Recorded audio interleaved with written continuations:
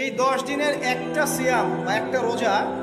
1 বছর রোজা রাখার সমান, এবং এই 10 রাতের এক রাতের কিয়াম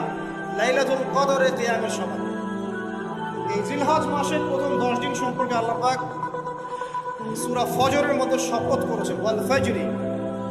ফজরের কসম, ওয়া লায়ালিন আশর, এবং এই 10 রাতের কসম। এই 10 রাত বলতে এখানে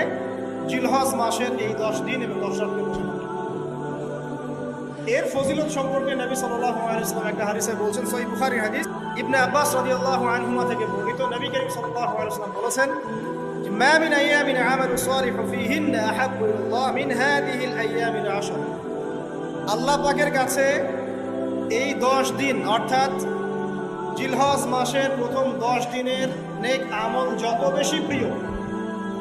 আল্লাহর কাছে জিলহজ মাসের প্রথম 10 দিনের নেক আমল যত বেশি প্রিয়, অন্য কোনো আমল এত বেশি প্রিয়